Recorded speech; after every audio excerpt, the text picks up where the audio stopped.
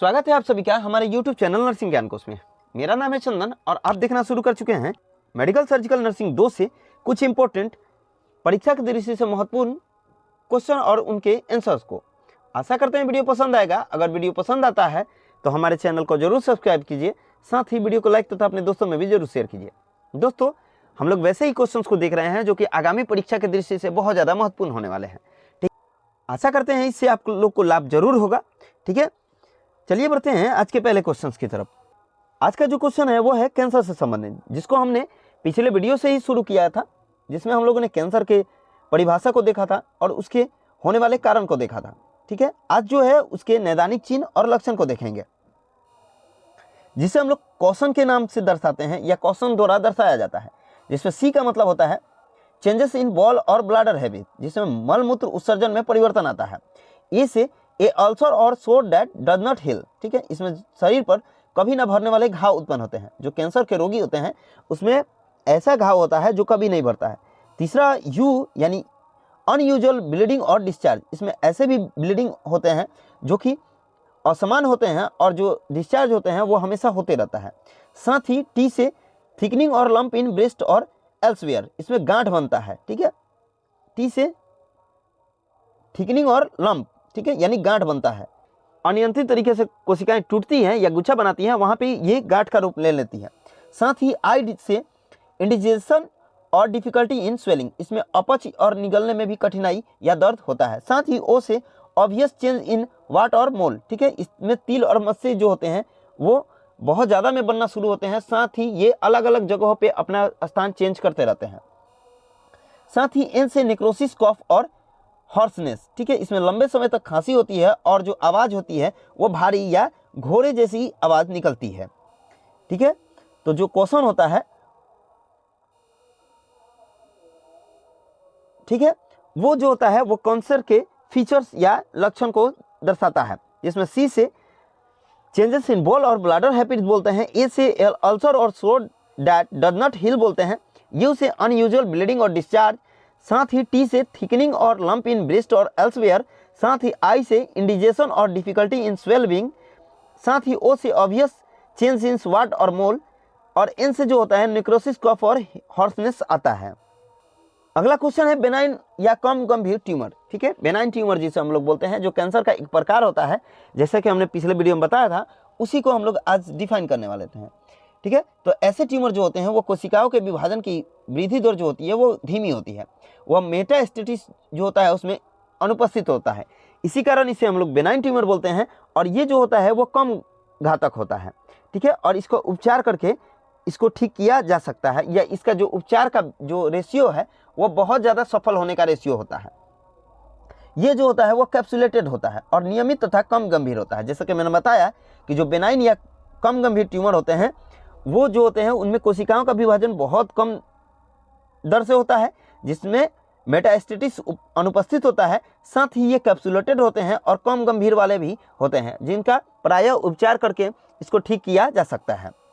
दूसरा है मैलिग्नेंट या घातक ट्यूमर। ठीक है, ये जो होते हैं वो बेनाइन से बहुत ज़्यादा घातक होते हैं। ठीक है, जिसमें कोशिका का विभाजन जो होता है वो बेनाइन से बहुत ज़्यादा तेज गति से होता है। साथ ही इसमें मेटास्टेसिस जो कि बेनाइन में उपस्थित नहीं रहता है, लेकिन मैलिग्नेंट में ये उपस्थित होता है। ठीक है, और ये जो होते हैं वो नॉन कैप्सुलेटेड होते हैं और बेनाइन जो होता है वो कैप्सुलेटेड होता है। इसमें अनियमित तथा गंभीर ये होते जाते हैं और इनका जो सफलता दर है उपचार का वो बहुत कम होता है। ठीक है, ना के बराबर होता है। ठीक है, तो बेनाइन जो होता है वो कम घातक होता है और कैप्सुलेटेड होता है। साथ ही इसका उपचार द्वारा इसका हम लोग ठीक कर सकते हैं, या जो उपचार है वो सफल होता है बहुत हद तक। लेकिन मैलिग्नेंट जो होता है वो नॉन कैप्सुलेटेड और तेज गति से कोशिका के विभाजन वाला होता है। साथ ही ये जो होता है वो मेटास्टेसिस में उपस्थित रहता है और ये बेनाइन की अपेक्षा बहुत ज़्यादा घातक होता है और इसमें उपचार की सफलता दर जो होती है वो बहुत कम होती है। देखेंगे कैंसर की जांच को। ठीक है, यानी कौन कौन से डायग्नोसिस हम लोग करते हैं कैंसर में। पहला जो है चेस्ट एक्सरे, जो फेफड़े के कैंसर की जांच में किया जाता है। ठीक है, पहला चेस्ट एक्सरे जो फेफड़े के कैंसर की जांच के लिए किया जाता है, या फेफड़े में किया जाता है, फेफड़े का चेस्ट एक्सरे। दूसरा होता है सीटी स्कैन, जो मस्तिष्क के कैंसर के जांच के लिए किया जाता है। ठीक है, सीटी स्कैन जो है वो मस्तिष्क में कैंसर की उत्पत्ति को देखा जाता है। साथ ही कंप्लीट ब्लड काउंट यानी सीबीसी जो होता है वो ब्लड कैंसर के जांच के लिए किया जाता है। सीबीसी जो होता है वो ब्लड कैंसर के जांच के लिए किया जाता है। स्टूल टेस्ट कोलन कैंसर के जांच के लिए यानी रेक्टम में होने वाले कैंसर के जांच के लिए किया जाता है। बीएसई यानी ब्रेस्ट सेल्फ एग्जामिनेशन जो होता है वह ब्रेस्ट कैंसर के जांच के लिए किया जाता है। ठीक है, बीएसई जो होता है यानी ब्रेस्ट सेल्फ एग्जामिनेशन जो होता है वह ब्रेस्ट कैंसर के जांच के लिए किया जाता है। साथ ही मेमोग्राफी जो होता है वह स्तन कैंसर के जांच के लिए किया जाता है। बीएसई और मेमोग्राफी जो है वह स्तन कैंसर के जांच के लिए किया जाता है। स्किन इन्फेक्शन जो है वह स्किन के जांच के लिए किया जाता है या स्किन कैंसर के जांच के लिए किया जाता है। सिग्मेटोस्कोपी जो होता है वह बृहदांत यानी बड़े वाले आंत के कैंसर के जांच के लिए किया जाता है। सिग्मेटोस्कोपी जो होता है वह बृहदांत कैंसर के जांच के लिए किया जाता है। साथ ही पैप्निकोलियो यानी पैप टेस्ट जो होता है वह सर्विक्स कैंसर के जांच के लिए किया जाता है। जो महिलाओं में सर्विक्स पाया जाता है उसी के जांच के लिए या उसमें जो कैंसर उत्पत्ति होता है उसके जांच के लिए पैप टेस्ट यानी जिसे हम लोग पैप्निकोली बोलते हैं उसी का टेस्ट किया जाता है। साथ ही टेस्टिक्यूलर सेल्फ एग्जामिनेशन टीएसई जिसे हम लोग बोलते हैं वो टेस्टिस यानी ब्रीसन में कैंसर के जांच के लिए किया जाता है। ठीक है, टीएसई जो होता है वह टेस्टिस यानी ब्रीसन यानी मेल के जो रिप्रोडक्टिव ऑर्गन है उसके कैंसर के जांच के लिए किया जाता है। रेडिएशन थेरेपी की तरफ, ठीक है, जो कि एक कैंसर का उपचार है रेडिएशन थेरेपी, जिसमें हम लोग मैलिग्नेंट सेल या कैंसर के उपचार के विधि को अपनाते हैं। ठीक है, रेडिएशन थेरेपी जो होता है वह मैलिग्नेंट सेल या कैंसर के उपचार की विधि है। इसमें अत्यधिक ऊर्जा युक्त विकिरण यानी रेडिएशन को कैंसर ग्रस्त ऊतकों पर डालकर और उन्हें तोड़ा जाता है या फिर नष्ट किया जाता है। ठीक है, रेडिएशन थेरेपी जो होता है वह कैंसर के उपचार में किया जाता है जिसमें उच्च विकिरण युक्त यानी अल्ट्रावायलेट रे को हम लोग जो कोशिकाएं बनी होती हैं या ऊतक बने होते हैं कैंसर के उस पर हम लोग प्रभाव डाल के और उसको तोड़ते हैं या नष्ट करते हैं। अब हम लोग देखेंगे रेडिएशन थेरेपी के प्रकार। ठीक है, तो पहला है बाह्य विकिरण। इसमें बाहरी विकिरण द्वारा शरीर के कोशिकाओं पे या फिर जो भी कैंसर वाले ऊतक हैं उस पर डाला जाता है, जिसके उदाहरण पहला है कन्वेंशनल एक्सटर्नल बीम थेरेपी, दूसरा है स्टेरियोटैक्टिक रेडियोथेरेपी। ठीक है, बाह्य विकिरण द्वारा उपचार किया जाता है यानी बाह्य विकिरण जो रेडियोथेरेपी दिया जाता है उसमें कन्वेंशनल एक्सटर्नल बीम थेरेपी और स्टेरियोटैक्टिक रेडियोथेरेपी का यूज हम लोग करते हैं, जिसमें बाह्य विकिरण द्वारा और जो भी कैंसर ऊतक है उस पर टारगेट करके उसको तोड़ा जाता है या नष्ट किया जाता है। दूसरा होता है आंतरिक विकिरण चिकित्सा यानी इंटरनल रेडियोथेरेपी। इसमें रेडिएशन उत्पन्न करने वाले पदार्थों का कैंसर ट्यूमर या इसके समीप किया जाता है, जिससे केवल कैंसर ग्रस्त ऊतकों पर रेडिएशन पड़ता है, वह स्वस्थ ऊतक सुरक्षित रहते हैं। इसकी भी बहुत सारी विधियां हैं, जिसमें पहला है पार्टिकल थेरेपी, दूसरा एगट थेरेपी और तीसरा है ब्रैकी थेरेपी। ठीक है, जैसा कि हमने ऊपर बताया कि एक जो होता है वो होता है बाह्य विकिरण उपचार। ठीक है, जिसमें बाहरी जो अल्ट्रावायलेट रे है उसको उस ऊतक पे जो कि कैंसर से ग्रसित है उस पर डाला जाता है। ठीक है, ताकि वो नष्ट हो सके। और एक होता है आंतरिक विकिरण चिकित्सा, जिसमें विकिरण युक्त चीज़ों को या फिर विकिरण युक्त पदार्थ को कैंसर के जो भी ऊतक होते हैं या जहाँ पे कैंसर बना रहता है वहाँ उसके समीप ले जाके, ठीक है, और उसका उपचार करते हैं ताकि वहाँ पे जो ऊतक हैं वही केवल नष्ट हो और जो जीवित ऊतक हैं या फिर अच्छे ऊतक हैं जो कैंसर से ग्रसित नहीं है वो नष्ट ना हो। इसके 3 प्रकार होते हैं, पहला पार्टिकल थेरेपी, ऑगट थेरेपी और तीसरा होता है ब्रैकी थेरेपी। ठीक है, अगला है रेडियो समस्थानिक उपचार, रेडियो स्टॉप थेरेपी। ठीक है, रेडियो स्टॉप थेरेपी, इस विधि में रेडियो सक्रिय तत्वों का उपयोग किया जाता है। ठीक है, ऐसे तत्व जो रेडियो सक्रिय तत्व होते हैं उसका उपयोग रेडियो समस्थानिक उपचार में करते हैं। इसमें इन्फ्यूजन के साथ इन तत्वों को शरीर में भेजा जाता है। ठीक है, यानी इसमें इन्फ्यूजन जो भी सलाइन वगैरह है उसके थ्रू हमारे शरीर में भेजा जाता है। यह जो तत्व होता है विशेषतः कैंसर ऊतकों द्वारा अवशोषित कर लिए जाते हैं। जहां ये रेडिएशन उत्पन्न करते हैं वह कैंसर ग्रस्त ऊतकों को समाप्त करने लगता है। ठीक है, ये जो होता है वो इन्फ्यूजन द्वारा हमारे शरीर या जो भी ग्रसित रोगी होते हैं उसके शरीर में भेजा जाता है। और ये जो होते हैं वो कोशिकाओं जो भी ऊतक होते हैं कैंसर से ग्रसित वो पाचित कर लेते हैं, जिसके कारण ये जब अंदर चले जाते हैं उस ऊतक के तो ये जो होते हैं वो अपना जो गुण होता है रेडियो समस्थानिक वाला वो उत्पन्न करना शुरू करते हैं, जिसके कारण वो ऊतक नष्ट होने लगते हैं। इनका जो व्यास होता है वो लगभग 30 माइक्रोमीटर के आसपास होता है। अब हम लोग देखेंगे रेडियोथेरेपी के दुष्प्रभाव। ठीक है, रेडियोथेरेपी के क्या क्या दुष्प्रभाव हो सकते हैं। रेडियोथेरेपी में दर्द तो नहीं होता है लेकिन इसके बहुत ज़्यादा दुष्प्रभाव होते हैं। देखेंगे वो होता है शीघ्र जो प्रकट होते हैं दुष्प्रभाव, यानी एक्यूट साइड जो इफेक्ट होते हैं, तो वो होता है पहला जी घबराता है, उल्टी होता है, ठीक है, यानी तुरंत जो प्रभाव उपस्थित होते हैं उसमें जी घबराना तो उल्टी होना।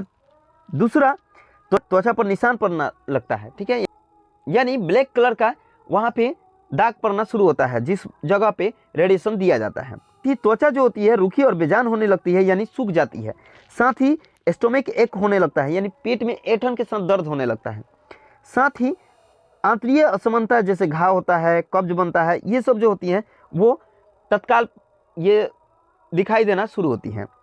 दूसरा होता है देरी से प्रकट होने वाले, यानी लेट साइड इफेक्ट, ठीक है। अभी हम लोगों ने एक्यूट को देखा था, ठीक है, जो अभी तत्काल उत्पन्न हो जाए, अगर रेडिएशन दे रहे हैं और तत्काल जो उत्पन्न हो जाते हैं वैसे को देखा था। अभी हम लोग देखेंगे जो कि बाद में, यानी रेडिएशन देने के कुछ दिनों या कुछ साल बाद जो उत्पन्न होते हैं वैसे।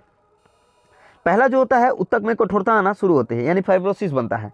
दूसरा डार्कनेस ऑफ स्किन, यानी स्किन पे गहरा रंग आ जाता है या काला रंग आ जाता है। साथ ही हेयर लॉस होता है और लिम्फेडिमा होता है, यानी जो लसिका गांठें होती हैं उसमें सूजन आना शुरू होते हैं। साथ ही रक्त का कैंसर भी होने का संभावना होता है। रेडिएशन जो देते हैं उससे रक्त का भी कैंसर होने का संभावना रहता है। साथ ही फाइब्रोसिस, डार्कनेस ऑफ स्किन, साथ ही हेयर लॉस और लिम्फेडिमा होने का भी संभावना होता है। ये होता है लेट साइन होता है, ठीक है, या लेट साइड इफेक्ट होता है। अब आगे हम लोग देखेंगे नर्सिंग प्रबंधन को, ठीक है, जो भी रेडिएशन दे रहे हैं उसमें क्या क्या नर्सिंग प्रबंधन करना चाहिए, तो इसके बारे में उचित जानकारी पेशेंट या उसके अटेंडेंट को देना चाहिए। साथ ही इससे सहमति भी लेना चाहिए लिखित रूप से, ठीक है। ये जो होता है वो नर्सिंग प्रोसीड्यूर का एक हिस्सा होता है जिसमें नर्स जो होती है या फिर जो चिकित्सक होते हैं वो पेशेंट और उसके अटेंडेंट को उस विधि के बारे में अच्छी तरह से समझा के और उससे एक लिखित रूप से सहमति प्राप्त करते हैं। ये थेरेपी की अवधि होती है वो 15 से 30 मिनट होती है, ठीक है। इसका भी समय अवधि को ध्यान में रखना बहुत ज़्यादा जरूरी होता है।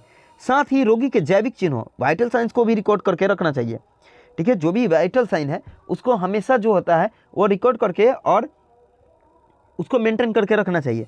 साथ ही रोगी की जांचों को सदैव चेक करें। प्रत्येक विजिट के दौरान होने वाले WBC संख्या एवं प्लेटलेट्स संख्या में परिवर्तन का भी रिकॉर्ड करके रखना चाहिए, यानी हर एक बार जब भी वो विजिट करती है या विजिट करता है पेशेंट, तब हमेशा WBC के काउंट और प्लेटलेट्स को भी काउंट करके और उसको मेंटेन करके रखना चाहिए। साथ ही रोगी के श्वसन का भी अवलोकन करना चाहिए। यदि कोई समस्या हो तो तुरंत चिकित्सक को सूचित करना चाहिए, ठीक है। जो इस रोग से पीड़ित व्यक्ति हैं उसका श्वसन का भी हम लोग हमेशा ध्यान रखते हैं। साथ ही अगर किसी प्रकार के कॉम्प्लिकेशन की स्थिति में तुरंत चिकित्सक को सूचित करना चाहिए। साथ ही शरीर के अन्य भागों को भी ढकना चाहिए जिससे टारगेट एरिया ही रेडिएशन के एक्सपोजर में रहे, ठीक है। यानी जब रेडिएशन दे रहे हैं तो उसी भाग पे खुला रखना चाहिए जो भाग ग्रसित है, ठीक है। अन्य भागों को पूरी तरह से ढक देना चाहिए जिसके कारण अलग जो भाग होते हैं वो वहाँ पे कोई डार्कनेस ना आए या वो भाग प्रभावित ना हो। साथ ही रेडियोथेरेपी कक्ष में बच्चे, गर्भवती स्त्री एवं परिचितों को दूर रखना चाहिए, यानी रेडिएशन से या फिर रेडियोथेरेपी जहाँ दिया जा रहा है वहाँ पे बच्चों, गर्भवती स्त्रियों तथा जो परिचित हैं उसको दूर रखना चाहिए क्योंकि इसका जो बहुत ज़्यादा प्रभाव आता है।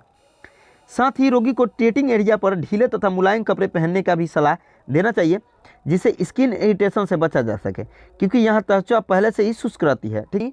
जब भी हम लोग रेडिएशन थेरेपी दें तो उस समय जो पेशेंट होते हैं उसको ढीले कपड़े पहनने का सलाह देना चाहिए, ठीक है, क्योंकि शरीर जो होता है वो पहले से ही ड्राई यानी शुष्क रहता है जिसके कारण स्किन इरिटेशन हो सकता है, इसीलिए ढीले तथा मुलायम कपड़े पहनने का सलाह दिया जाता है। साथ ही रोगी को रेडियोथेरेपी के दौरान एवं 1 वर्ष बाद रेडिएशन साइट को सूर्य प्रकाश से बचाने के लिए कहना चाहिए। जब भी रेडिएशन समाप्त हो तो उससे 1 साल तक सूर्य के प्रकाश को उस क्षेत्र से बचाने का सलाह दिया जाता है और रोगी को पर्याप्त बेड रेस्ट लेने के लिए प्रोत्साहित करना भी बहुत ज़्यादा जरूरी होता है, ठीक है। यानी पर्याप्त मात्रा में बेड रेस्ट के लिए भी रोगी को प्रोत्साहित करना चाहिए, ठीक है। आशा करते हैं वीडियो पसंद आया होगा। अगर वीडियो पसंद आया है तो हमारे चैनल को जरूर सब्सक्राइब कीजिए, साथ ही वीडियो को लाइक तथा अपने दोस्तों में भी जरूर शेयर कीजिए। अगर आप इस वीडियो से संबंधित PDF को देखना चाहते हैं तो हमारे डिस्क्रिप्शन बॉक्स में लिंक मौजूद है जिस पर आप टाइप करके PDF को देख सकते हैं।